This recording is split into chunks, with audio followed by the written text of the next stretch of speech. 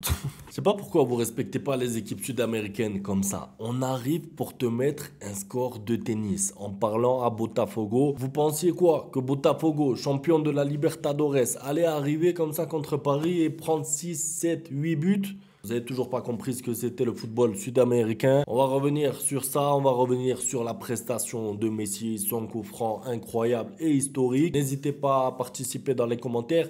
Qu'avez-vous pensé de l'équipe de Messi finalement contre une équipe européenne? Et que pensez-vous jusqu'à maintenant de cette Coupe du Monde des clubs où franchement, c'est pas qu'il y a des surprises, c'est que les équipes sud-américaines montrent qu'elles sont là. Et pas que les Sud-Am, les Américains, la MLS, les Asiatiques avec Al Hilal. Il faut respecter aussi les autres continents. Alors je vais commencer par Messi d'abord et après on reviendra un peu sur le PSG parce que vous n'avez pas compris que le football sud-américain il est dur que ce soit en club et en sélection. D'ailleurs c'est pour ça que moi je dis souvent la Copa América est très difficile parce que c'est que des matchs comme hier. La Copa América c'est que des matchs comme contre Botafogo. C'est que des équipes comme ça qui gagnent du temps, qui font des fautes, qui défendent dur, qui te sortent du match et tu peux perdre sur un match. C'est pour ça que je dis que la Copa América est difficile. Pas parce que le niveau footballistique, le niveau technique est super élevé, mais parce que les matchs sont rugueux, les matchs sont durs. Et en Copa América, vous rencontrez que des équipes comme Botafogo qui jouent leur vie, qui pourrissent le match, qui gagnent du temps. Bref, on revient sur ça après parce que sinon je commence déjà à parler un peu trop.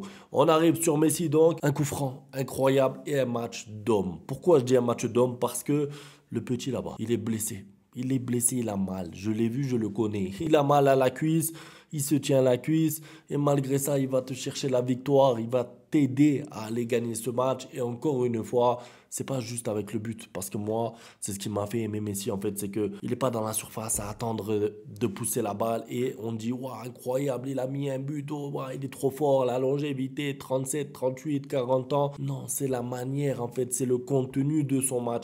Déjà le premier match contre l'équipe africaine d'Al Ahly, les Égyptiens, il avait été bon, il avait été pertinent, il avait eu des occasions, il avait eu des coups francs pas loin, des corners bien tirés et tout.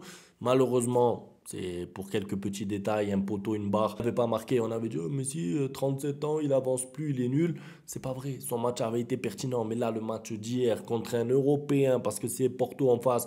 Et moi, à chaque fois, je vois des gens venir ici et dire, la MLS, c'est le niveau de la division 4 en France. C'est la cinquième division en France. Il faut arrêter ça. Il faut arrêter ça parce que, oui, bien sûr, la MLS, c'est inférieur au championnat européen. Moi, je suis pas là pour vous dire, non, la MLS, c'est comme Ronaldo, il dit avec Al Nasser, on est plus fort que la Ligue 1. Ronaldo, il a dit l'Arabie Saoudite est plus forte que la L1. Donc le championnat entier est plus fort que la Ligue 1. Moi, je suis pas dans ça. Je sais, la Ligue 1 est bien sûr un championnat plus fort que la MLS. Mais croire que les équipes de MLS vont se prendre des 7-0, des 6-0, des 8-1 contre les Européens, c'est pas vrai. Regardez Los Angeles, le premier match contre Chelsea, je crois que c'était 2-0. Ils ont perdu et franchement, leur match était correct. Bon, c'est Chelsea en face quand même. C'est une grosse équipe européenne. Là, tu as Miami qui bat Porto et franchement, en méritant. Ça veut dire que, comme l'a dit Mascherano en conférence de presse, ils n'ont pas joué tous derrière avec un but chanceux. Ils ont joué au football, se sont créés des situations. Messi pour Suarez, raté de Suarez.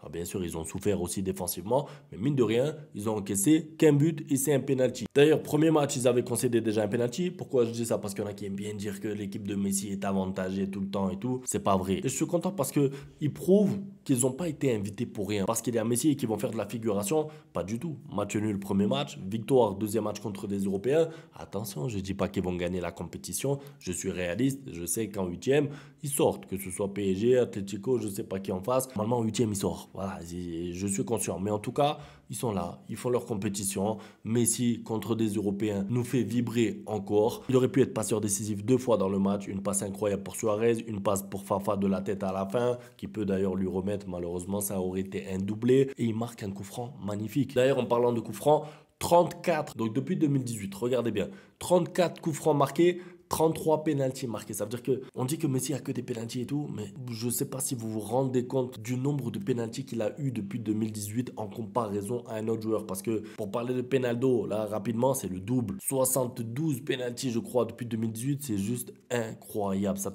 c'est du 13-15 pénaltys par an.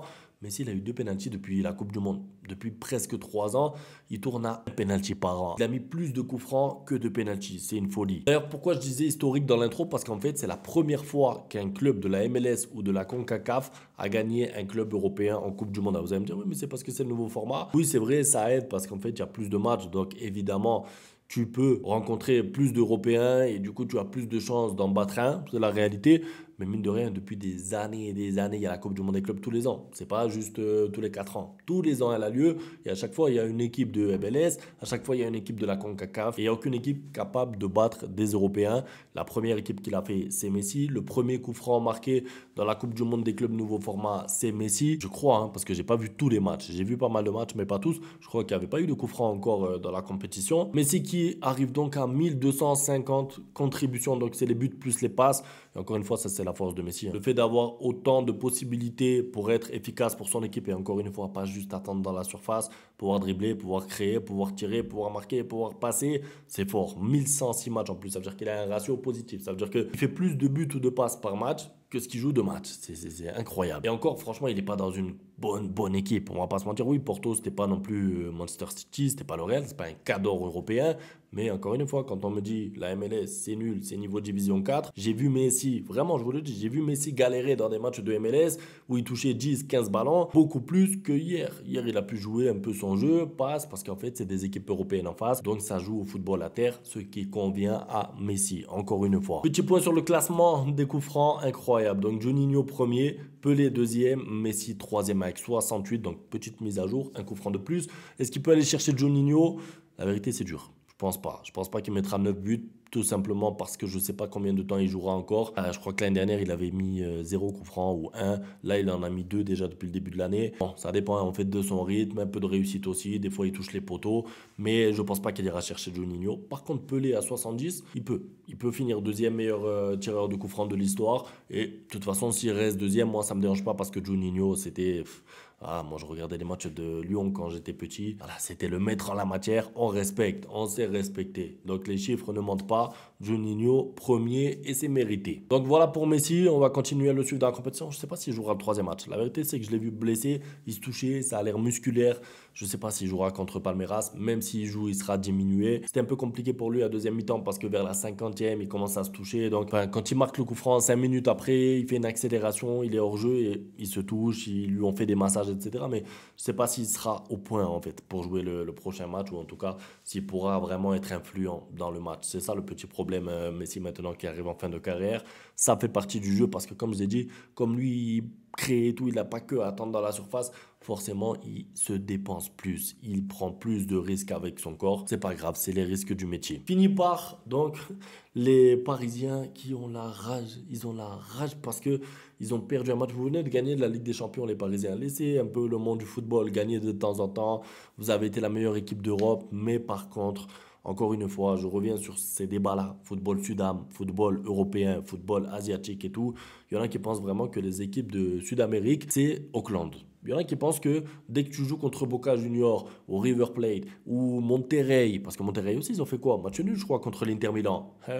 C'est-à-dire que toutes les équipes du Mexique, les équipes sud-américaines, elles sont là, elles se battent, elles t'embêtent. Après, bien sûr, ça n'a pas la qualité technique d'un Manchester City, ça n'a pas d'équipe, parce que aussi l'équipe marocaine a embêté Manchester City, même s'il y a eu 2-0, c'était un match plaisant à voir, le Wydad. C'est-à-dire qu'il faut arrêter de croire encore une fois que le football tourne autour que de 4 équipes dans le monde. Oui, bien sûr, sur 10 matchs, si tu refais PSG Botafogo, le PSG va gagner 8 fois. D'accord, mais la magie du football, est-ce que c'est pas ça aussi? Est-ce que c'est pas ça qui rend les Coupes du Monde compliquées, les Copa América compliquées? Le fait qu'il puisse se passer un peu tout sur un match, le fait que deux types de football s'opposent et que tu as une équipe qui va combler ces lacunes techniques par de la passion, de l'envie et de l'engagement. Pour moi, c'est ça aussi la beauté du football. Donc, moi, franchement, je préfère le football du PSG. En tant qu'amateur de football, je préfère voir le PSG qui combine, qui presse, qui dribble, qui élimine, qui essaye de marquer des beaux buts, plutôt que Botafogo qui gagne du temps, qui donc... Je ne dis pas que je préfère voir Botafogo. Je dis juste que, attention, en Copa América, quand l'Argentine joue contre l'Équateur, l'Uruguay ou la Colombie,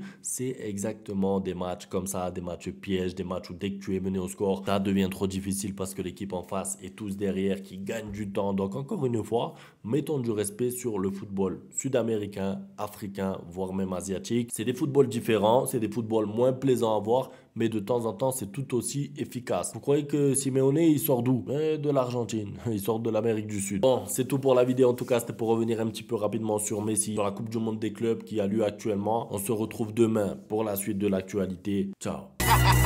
Bang, bang, bang, bang, goodbye. Ustedes pueden aceptar mi negocio o aceptar las consecuencias. Plata o plomo.